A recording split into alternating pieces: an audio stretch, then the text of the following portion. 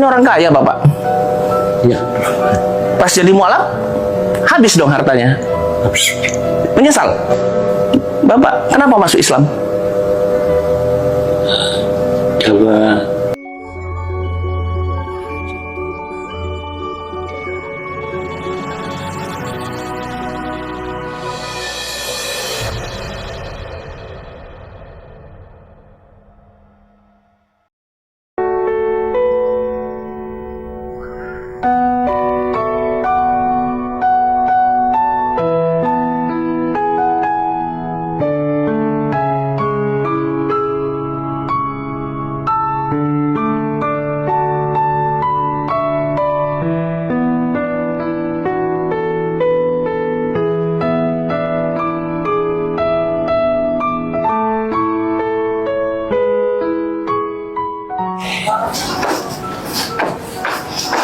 Assalamualaikum, Pak.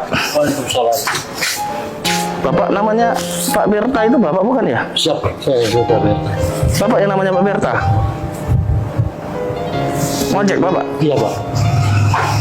Kenal saya? Enggak, Pak. Sudah pernah ketemu saya? Belum. Kenal Pak Arsen? Pak saya kenal. Bapak siapa ya? Nggak pernah ketemu sama saya? Enggak pernah, Pak. Nggak pernah tahu saya? Enggak tahu. Saya Abi Fatimah, Pak. Tahu saya Abi Fatimah? Dari Pak Arsen. Oh iya. Sehat, Bapak? Alhamdulillah. Mau kemana? Mau ngojek. Boleh saya masuk rumah? Oh, ya. Pak, ada Pak Bu. Halo. Bapak, saya mau izin pasangin, boleh? Boleh. Maaf ganggu Bapak ya, mau kerja ya? Iya. Nggak apa-apa. Izin ya. Ibu, maaf saya sampai ke dalam. Ya, nggak apa-apa. Bapak, Ya. Pak Berta panggilannya ya? Iya, Pak Berta. Oh iya. Bapak mualaf? Mau Mualaf. Ini rumah Bapak? iya, kontrakan. Kontrakan. Dulu katanya orang kaya Bapak. Iya. Pas jadi mualaf, habis dong hartanya. Habis. Menyesal? Tidak. Ya, nggak masalah. Sekali lagi saya tanyakan, menyesal nggak menjadi seorang muslim? Nggak masalah. Habis nggak ada apa-apa ini. Nggak apa-apa, Pak. Sekali lagi saya tanya, menyesal tidak? Tidak. Tidak masalah sama saya. Ibu, menyesal nggak punya suami pada saat menikah sama ibu orang kaya dan pas punya anak jatuh miskin karena Bapak? Enggak sama sekali. Hah? Enggak sama sekali. Nggak menyesal Ibu? Enggak. Katanya punya anak satu yang istimewa juga. Iya. Bapak, kenapa masuk Islam? Karena saya punya keyakinan untuk Islam agamanya terbaik, dan waktu itu saya dengar azan, tak kenapa hati saya tergugah. Tapi Bapak tidak punya apa-apa setelah masuk Islam. Nggak apa-apa, Apa yang Bapak cari? saya gak ada yang dicari, cuma saya yakin Allah. Tapi Bapak banyak hutang juga katanya. Ya, Pak. Bapak banyak hutang kan, Bu? Iya. Bapak tahu siapa yang kirim saya ke sini? Betul, Pak. Saya pernah kenal Bapak sebelumnya? Enggak, tidak, nggak pernah tahu ya, Bu. Siapa yang kirim saya ke sini? Saya datang di sini dikirim Allah cari Bapak, Bu.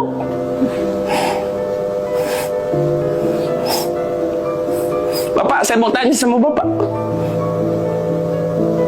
Kalau ngojek pernah nggak dapat satu hari? Pernah nggak dapet, Pak, sering banyak yang nggak dapet. Kalau nggak dapat, terus makan gimana? Pasut. Misal hari ini ada rezeki buat Bapak Ibu, mau ngapain dengan rezeki itu? Pertama Bapak, saya kasih uang. Bapak mau ngapain pertama? Bayar utang, Pak. Bayar utang. Bayar utang sama lunas. Kenapa bayar utang? Karena beban, dan ada beban dalam hidup saya. Utang itu, Pak. Berapa utangnya? 2 juta. 2 juta. Mau dibayar itu? Iya. Ibu, boleh Bapak bayar utang? Boleh. Emang mas kewajiban kan kita harus bayar. Kenapa sampai berutang, Pak? Karena ya itu, Pak, ngojek sering nggak dapet. Ya kalau dapat ya enggak. Kemarin aja dia buat bayar motor aja jual anting anak saya. Jual apa? Jual anting anak saya. Dapat dana dari jalan. Bapak masuk Islam, menikah sama ibu, punya anak pertama, anak istimewa, umur 25 tahun. Semua biaya habis untuk anak itu. Ketika Bapak masuk Islam, rugi nggak Bapak? Enggak, Pak. Nggak rugi? Enggak, Pak. Anaknya nggak bisa apa-apa itu di kamar. Semenjak Bapak masuk Islam, Bro. Yakin Bapak? Yakin, Pak. Yakin Bapak sama akidah Bapak? Yakin, Pak. Insya Allah yakin. Ibu, kalau ada rezeki Ibu mau apa, Bu?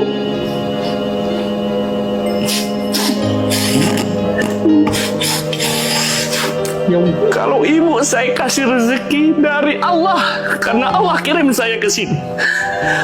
Ibu, apa keinginan Ibu? Ziarah ke makam orang tua saya. Mau ziarah ke makam orang tua Ibu di mana, Bu? Makamnya La ilaha illallah. Kapan terakhir ke sana, Bu? Hah?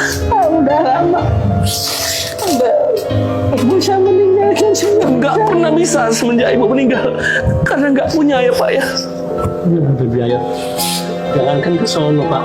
Makan aja saya. Makan susah. Bocor rumah ini. Bocor. Bapak percaya, Pak? Sama Allah? Percaya.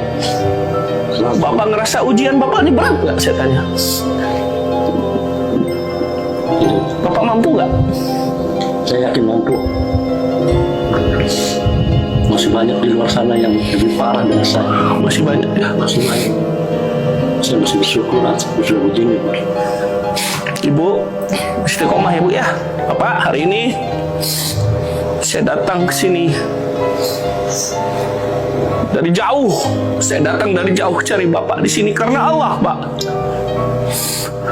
Hanya sekedar mau menyerahkan sesuatu, Pak, dari sesama Muslim, dari sarung mangga untuk Bapak dan keluarga.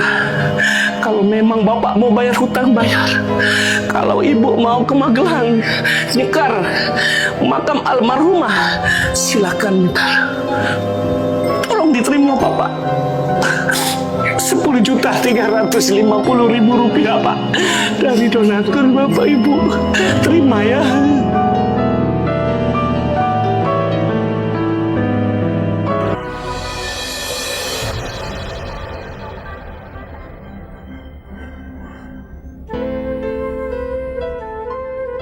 Bagi seorang muslim yang menyadari bahwa kehidupan di dunia ini hanyalah suatu tempat tinggal sementara, di mana jiwa setiap insan akan terus melewati ruang dan waktu di dalam perjalanan kehidupannya yang panjang tanpa akhir. Kebahagiaan, kesedihan, kekayaan, kemiskinan, sehat dan sakit adalah hal yang lumrah yang harus dimiliki dan dijalani oleh setiap insan dalam kehidupannya di alam dunia yang fana ini. Bagi seorang muslim yang baik, segala hal ihwal yang dialaminya dalam kehidupan di dunia ini adalah merupakan sebuah ujian yang baik dari Allah Subhanahu wa Ta'ala. Pada hakikatnya, kesuksesan seorang insan di dalam kehidupan di dunia ini tidak ditentukan dengan seberapa banyak harta kekayaan yang dikumpulkan, seberapa tinggi pangkat jabatan yang disandang, seberapa banyak gelar akademis yang diraih, serta seberapa luas popularitas yang bisa dinikmatinya. Karena pada hakikatnya, kesuksesan sejati bagi seorang insan adalah di mana, di saat dia menyadari akan maksud atau tujuan dia diciptakan oleh Allah Subhanahu wa Ta'ala di alam dunia ini, dan bisa menjalani kehidupan dengan penuh penghambaan kepada Rabb-Nya semesta alam, bisa menjalankan kewajiban yang diperintahkan oleh Allah kepadanya dengan semampunya, dan bisa meninggalkan semua larangan Allah, sehingga seorang insan tersebut bisa meraih gelar takwa dari Allah Subhanahu wa Ta'ala. Seperti halnya yang terjadi kepada Bapak Berta yang ada dalam video ini, beliau adalah seorang mualaf, yang awalnya hidup dalam materi yang berkecukupan, Kemudian setelah menjadi mualaf, beliau diuji oleh Allah dengan kekurangan dalam hal harta kekayaan. Tapi, meskipun beliau hidup dalam kemiskinan, beliau tetap teguh mempertahankan keyakinannya kepada Allah, yakin akan pertolongan Allah akan tiba pada waktunya. Mungkin bagi sebagian orang akan beranggapan, betapa ruginya beliau, yang telah meninggalkan keyakinan lama, di mana di saat itu, beliau bisa dimanjakan oleh kecukupan materi yang bisa mewujudkan setiap apa yang diinginkan. Tapi setelah memeluk Islam, kehidupan justru berubah menjadi sangat memprihatinkan, di mana harus berhutang untuk memenuhi kebutuhan hidup sehari-hari. Karena hasil yang didapat dari usaha ojek tidak menentu. Kadang ada mendapat hasil, tapi kadang juga tidak ada hasil yang bisa dibawa pulang. Tapi bagi Pak Berta, hidayah Islam adalah harta kekayaan yang hakiki, yang tidak ternilai harganya, yang tidak bisa ditandingi oleh banyaknya harta dunia yang fana ini. Beliau tidak menyesali dengan apa yang terjadi dalam kehidupan beliau, karena beliau yakin kepada Allah, bahwa iman Islam yang beliau miliki akan membukakan pintu kebahagiaan abadi di akhirat nanti, di mana kebahagiaan abadi itu tidak bisa dinikmati oleh orang-orang yang tidak mempercayai bahwa tidak ada Tuhan selain Allah, dan Nabi Muhammad adalah hamba dan Rasul Allah.